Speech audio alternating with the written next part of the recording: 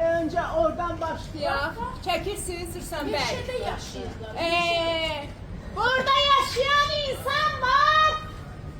Yoksa her biriniz yani başka söyleyeceğim de sosyallaştıracağım istemiyorum. Çıkın göre. Ay millet. Gelin hanımlar yanıma. Bakın çok xahiş edirəm. Bu videonu görən, bilən, blogerlərin səhifəsində çox paylaşımlara baxırsınız, bəyənirsiniz, ancaq yemək, içmək düşünürsünüz. Bəli, mən bunlar kimi geyinmişəm, bu xanımlar, bu atay kimi. Ayıp deyil, eyni vaxtı deyilsiz ki, ay böyüyə hörmət yoxdur, ay kiçiyə hörmət yoxdur. Nə olar ki 500 manat pul üçün çıxırlarsa, siz yolka bəzəyiblər. Bir buna baxın, əsəbimdən yolka deyirəm. Yiyinlər, kloku, zibil klokunu göydən aşağı. İndi buna bax, sokları içiblər. Aha, mən indi, siz paz edin.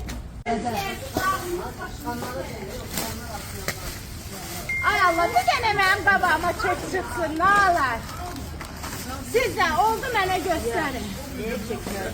Aha, açın, açın.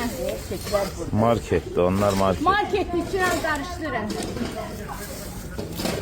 Ben size bir şey diyeyim, ben marketten de tapa bilərəm. Polisin əliyle aparırsan, polise xahiş edirsən, kameranı açtırır ve bunun başka yolu yoktur. Biz bunlara ceza ödətməliyik.